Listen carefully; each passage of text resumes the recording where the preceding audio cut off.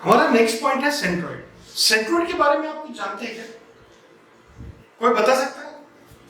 चलिए मैं बताता हूं सेंट्रोइड का मीनिंग क्या होता है। सेंट्रोइड को हम इस तरह डिफाइन करते हैं, it is intersection point of medians. Means किसी ट्रायंगल के मीडियंस जहां मिलेंगे वो पॉइंट सेंट्रोइड होगा। जैसे मैं एग्जांपल से आपको समझाता हूं। जैसे हमारे पास एक ट्रायंगल है, ABC ट्रायंगल है, A, B और C। A को मैंने कहा x1 y1, B को मैंने कहा x2 y2 और C को मैंने कहा x3 y3। मीडियन का मतलब समझते हैं? इस वर्टेक्स को सामने वाली साइड के मिड पॉइंट से मिला दो, ये मीडियन। ये मीडियन है 1:1 के रेशियो। ये मीडियन है 1:1 के रेशियो। ये मीडियन है 1:1 के रेशियो। इसको मैंने D कहा, इसको E कहा और इसको F कहा। ये तीनों मीडियंस जिस पॉइंट पे मीट करती है that is called the centroid G। देखिए हमारे पास B पड़ा है, C पड़ा है, तो हम आराम से B पॉइंट के कोऑर्डिनेट फाइंड कर सकते हैं। क्या? मिड पॉइंट वाला x2 + x3/2 और y2 + y3/2। ये हमारे पास एक बात और याद रखना, ये मीडियन को ये सेंट्रोइड दो पार्ट में डिवाइड करता है। AG और GD का जो रेशियो है वो 2:1। याद रखना इस बात को आपको कि ये जो सेंट्रोइड है इस मीडियन को 2:1 के रेशियो में डिवाइड करता है, 2 इस तरफ 1 इस तरफ। तो आप देखिए हमारे पास पॉइंट है A है, हमारे पास D पॉइंट है, हमें G पॉइंट के कोऑर्डिनेट फाइंड करने हैं। G is centroid x, y। Centroid देखिए सेक्शन फॉर्मूला यूज करते हैं, तो 1 × x1 plus 2 × x2 plus x3/2 upon 1 + 2. This 2 gone, so x is what? x1 plus x2 plus x3/2. And what about the y? Y is y1 plus y2 plus y3/2. ये हमारे पास centroid के coordinate आ गए। तो अब देखिए हमारे पास ये centroid के कोऑर्डिनेट आ गए। अगर हमारे पास तीन वर्टिसेस पड़े तो हम आराम से उसके सेंट्रोइड के कोऑर्डिनेट फाइंड कर सकते हैं। अब देखिए ये तो सिंपल सा है, बहुत सिंपल है, कोई बता सकता है। इसमें सबसे इंपॉर्टेंट प्रॉपर्टी जो है वो ये प्रॉपर्टी है कि ये जो सेंट्रोइड है ट्रायंगल के अंदर एक ऐसा पॉइंट है जो ट्रायंगल को तीन इक्वल एरिया के ट्रायंगल में डिवाइड करता है। जैसे हम बात करें तो बेटा ये ट्रायंगल AGB, ये ट्रायंगल, ये दूसरा ट्रायंगल ये और तीसरा ट्रायंगल ये। Means triangle AGB equal triangle BGC equal triangle CGA equal 1/3 of triangle ABC। Means simple सी बात, इसकी एक प्रॉपर्टी है कि सेंट्रोइड ट्रायंगल के अंदर वो पॉइंट है जो ट्रायंगल को तीन इक्वल एरिया के ट्रायंगल में डिवाइड करता है। तो मेरे हिसाब से एक बात समझ में आ गई कि सेंट्रोइड को अगर बात करें तो अपन कहेंगे कि सेंट्रोइड एक इंटरसेक्शन पॉइंट है मीडियन का, या दूसरे वर्ड्स में बोलूं तो मैं कहूंगा कि ट्रायंगल के अंदर सेंट्रोइड वो पॉइंट है जो ट्रायंगल को तीन इक्वल एरिया के ट्रायंगल में डिवाइड करता है। Is it clear? तो दो चार मैं इस पे एग्जांपल करता हूं फिर आपको और बताता हूं। If A 1,2, B 5,7 and C 3,9, then find interior point of triangle ABC which divide the triangle into three triangle of equal area।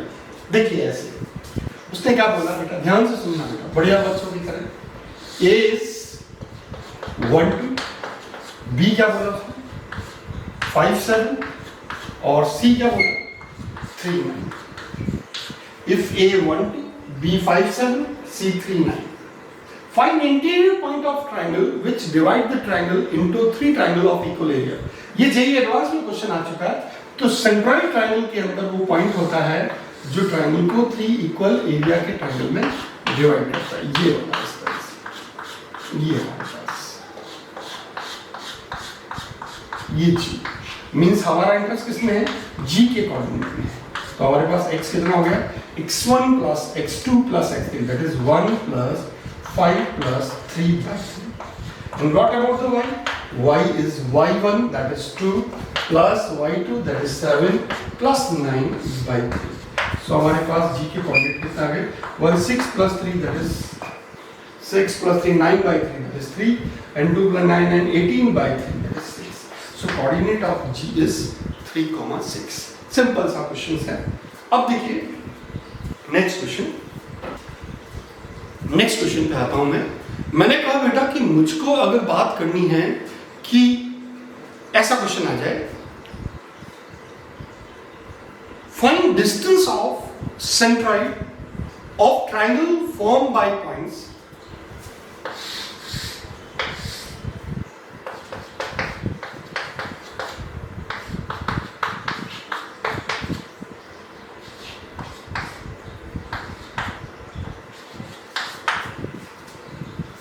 find distance of centroid formed by points a2, 3, b5, 8 and c3, 9 from y-axis. Distance from y-axis. बेटा एक बात बताओ, centroid की distance चाहिए y-axis से. y-axis से distance को कौन शो करता है, उसका एब्सिसा, दैट इज उसका मोड ले लीजिए. तो देखिए हमारे पास सेंट्रॉइड फाइंड कर लेते हैं. ये जी, that is gx, y. X is 2 plus 5 plus 3 by 3, and what about the y? Y is 3 plus 8 plus 9 by 3. So this is z is 10 by 3 and this is 20 by 3. Distance of gx, y, distance of gx, y from y-axis. y-axis से distance मतलब x का mode, और ये हमारे पास g कितना दे रखा है, 10 by 3, that is 10 by 3 का mode, that is 10 by 3. Means इस ट्राइंगल के सेंट्रॉइड का y-axis से डिस्टेंस कितना है, 10 by 3. बहुत ही सिंपल क्वेश्चन आता है, इसमें बहुत ज्यादा कुछ भी नहीं है. मैं थोड़ी और बातें करता हूँ.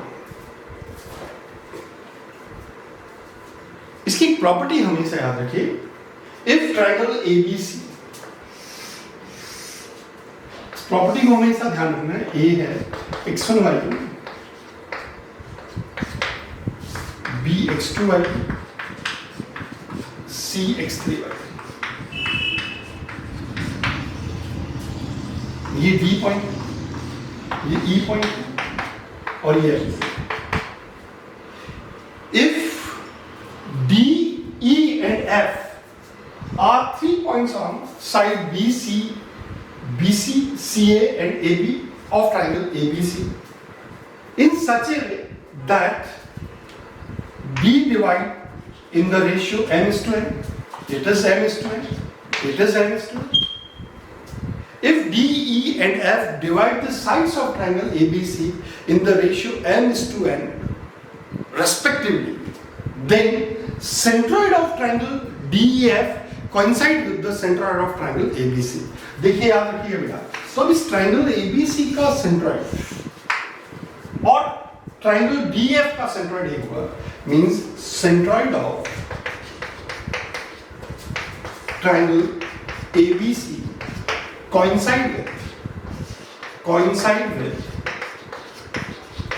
centroid of triangle DEF.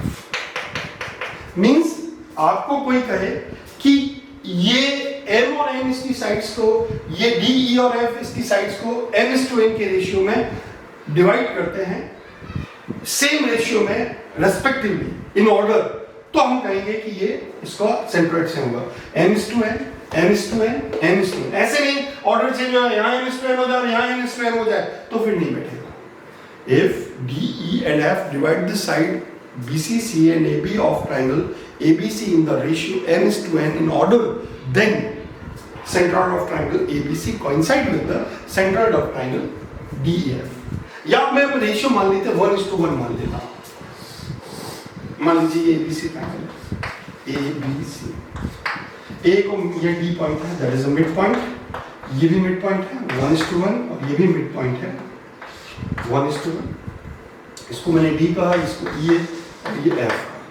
तो मिड पॉइंट से बनने वाले ट्रायंगल का सेंट्रॉइड मींस ये डी एफ मिड पॉइंट्स है, देन सेंट्रॉइड ऑफ सेम चीज, centroid of triangle ABC coincide with centroid of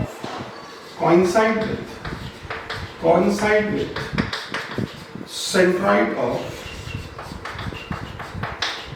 triangle DEF। मतलब कि आप सिंपल सी बात कहना कि भैया DEF से जो सेंट्रॉइड बनेगा और ABC से जो सेंट्रॉइड बनेगा दोनों का सेंट्रॉइड एक होगा। इज इट क्लियर और नॉट? एक एग्जांपल से और मैं समझाता हूं। अब अगर बात करूं मैं कि ऐसे क्वेश्चन बोलूं, if D E and F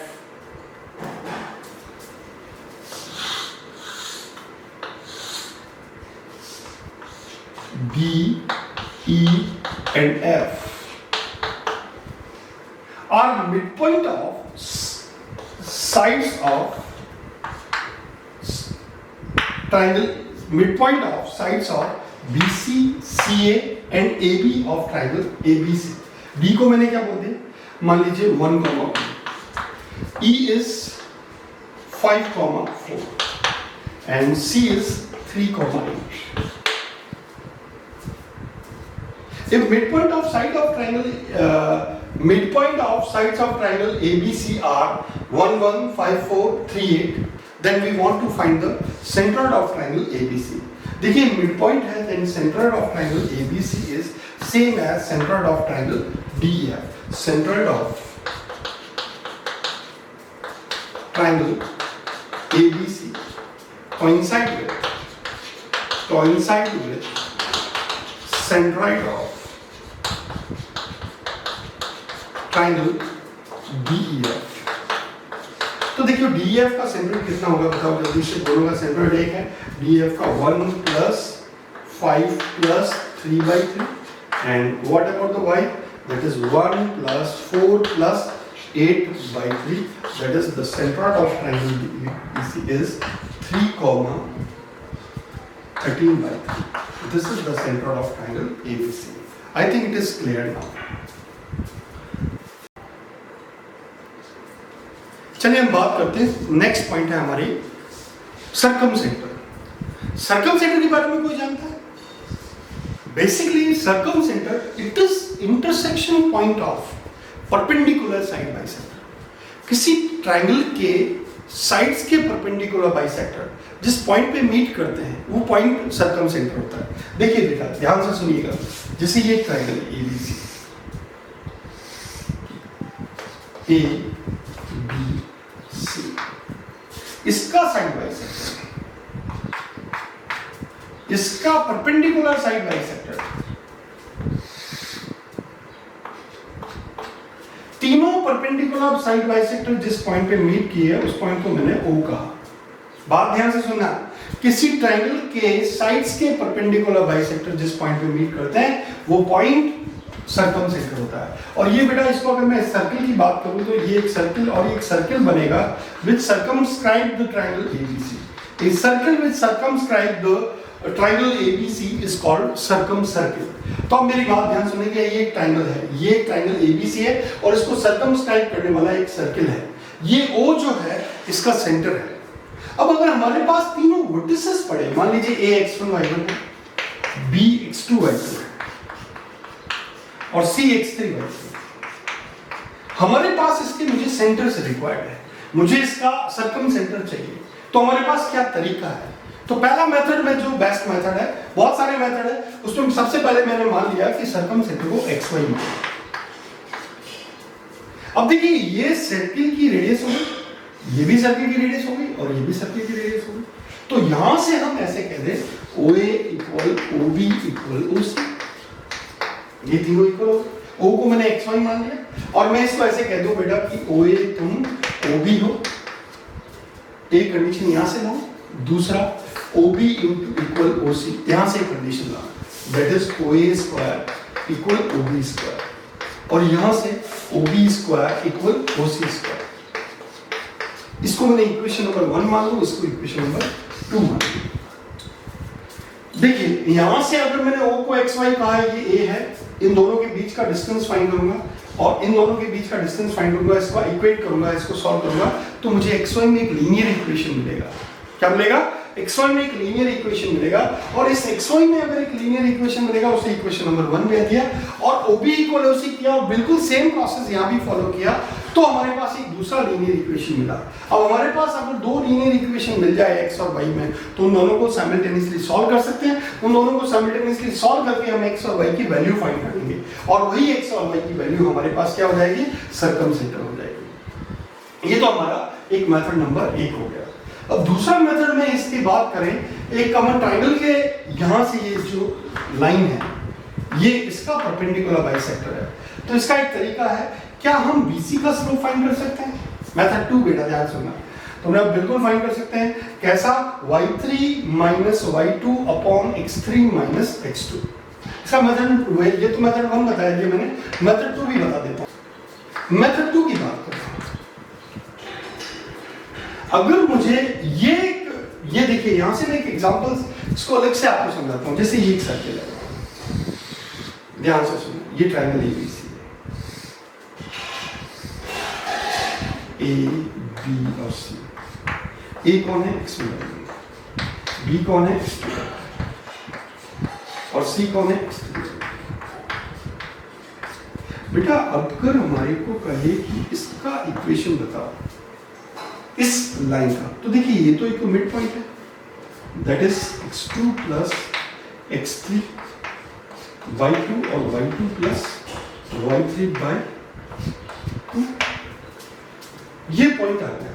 तो एक बात बताओ, अगर मुझे इस BC के परपेंडिकुलर बाइसेक्टर का इक्वेशन चाहिए, तो पॉइंट चाहिए और एक स्लोप चाहिए। तो पॉइंट तो पड़ा है हमारे पास, और स्लोप, इसका स्लोप फाइंड करके उसका उल्टा साइन चेंज करेंगे तो इसका स्लोप आ जाएगा।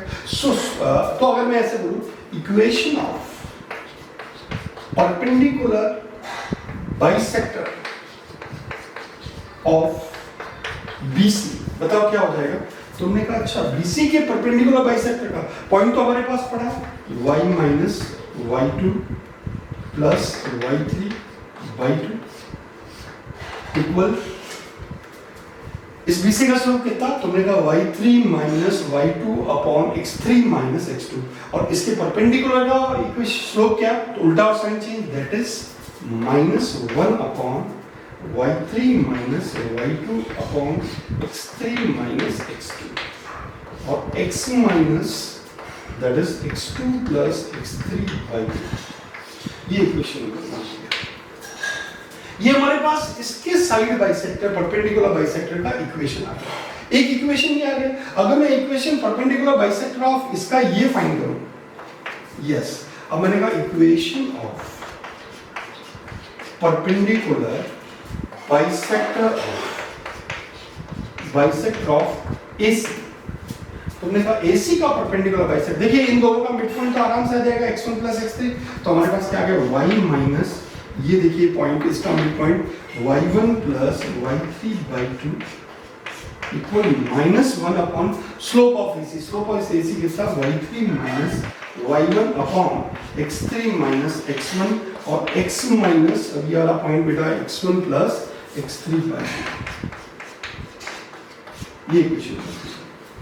अब देखिए हमारे पास ये परपेंडिकुलर बाइसेक्टर इक्वेशन आ गया, हमारे पास ये परपेंडिकुलर बाइसेक्टर इक्वेशन आ गया।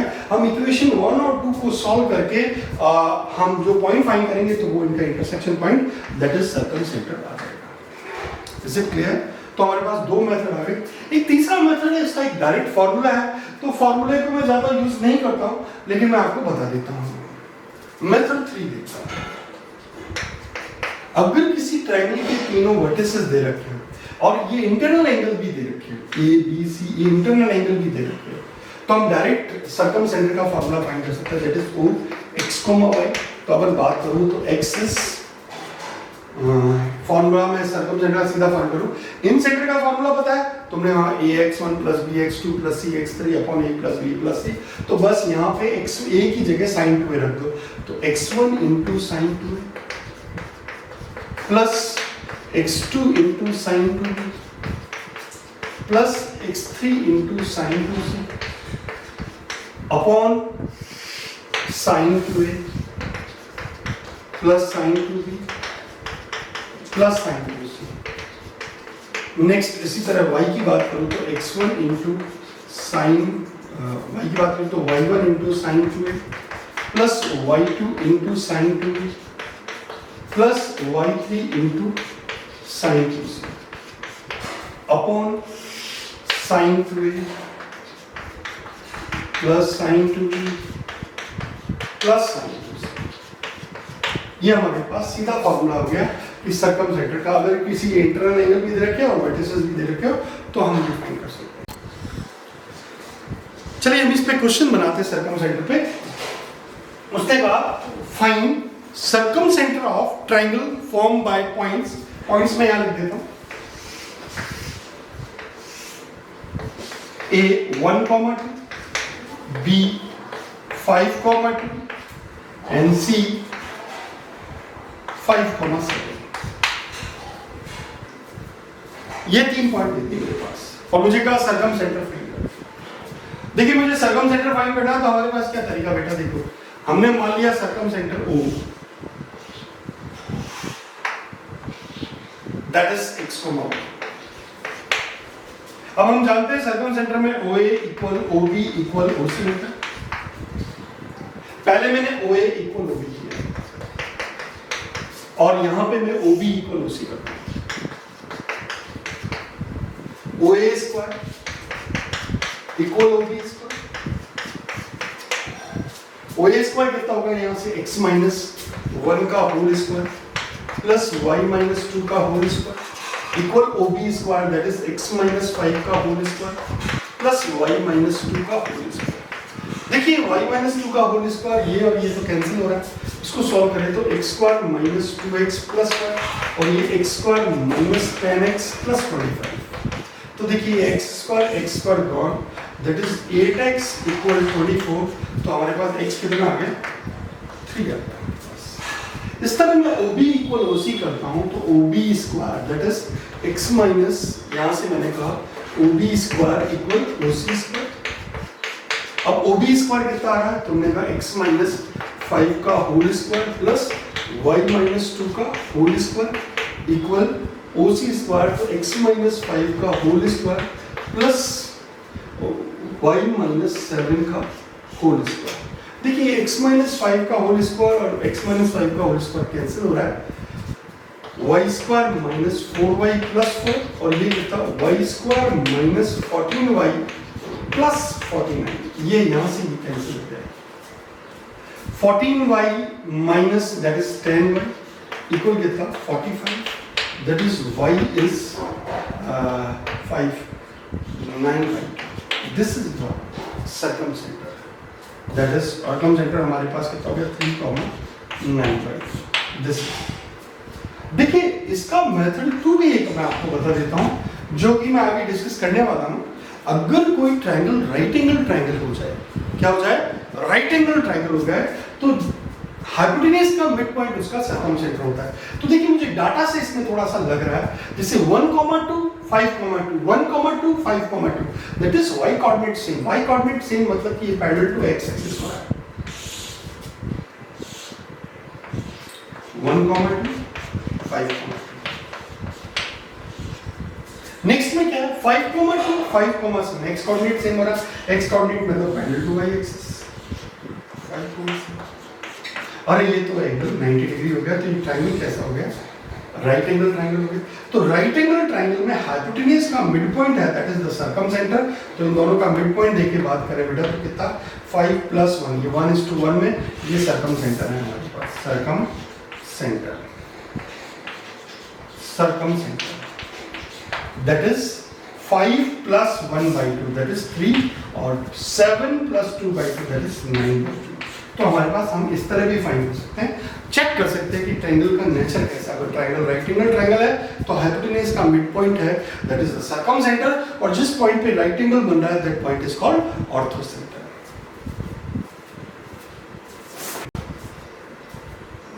अगला क्वेश्चन पे बात करेगा वो ऐसे बात करेगा कि भाई अगर किसी ट्रायंगल के वर्टिसेस रैशनल पॉइंट है तो सर्कमसेंटर कैसा पॉइंट है, रैशनल है, इरैशनल है, क्या है? तो हम देखते हैं बेटा, देखो ध्यान से सुनना।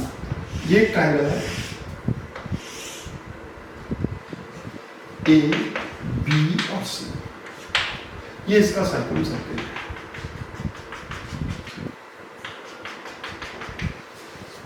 ये इसका सर्कमसेंटर है ओ। ए को मैंने कहा तुम x1 y1, बी को मैंने कहा तुम x2 y2 और सी को मैंने कहा तुम x3 y3। अब ये मैंने ओ को कहा तुम x को y। इसने कहा कि मेरे जो ये पॉइंट्स हैं ये रैशनल पॉइंट है, सर्कमसेंटर रैशनल पॉइंट होगा या नहीं होगा इसके बारे में बात करें। तो बेटा सर्कमसेंटर हमने फाइंड किया था OA इक्वल OB और एक था OB इक्वल OC। स्क्वायर कर दें इसका बेटा, इससे एक XY में लीनियर इक्वेशन आएगी। x1 y1 सारे रैशनल है तो इसमें x और y में जो लीनियर इक्वेशन आएगी उनके कोफिशिएंट भी रैशनल होंगे, और इसमें जो xy का लीनियर इक्वेशन आएगा उसमें उसके x और y के कोफिशिएंट भी रैशनल होंगे। और दो लीनियर इक्वेशन जिनके कोफिशिएंट्स रैशनल हो उनको साइमल्टेनियसली सॉल्व करें तो हमारे पास सर्कमसेंटर जो x और y के कोऑर्डिनेट आएंगे, सर्कमसेंटर कोऑर्डिनेट वो रैशनल ही आएंगे। इसका मतलब किसी ट्रायंगल के वर्टिसेस अगर रैशनल पॉइंट है तो सर्कमसेंटर रैशनल पॉइंट होगा ही होगा।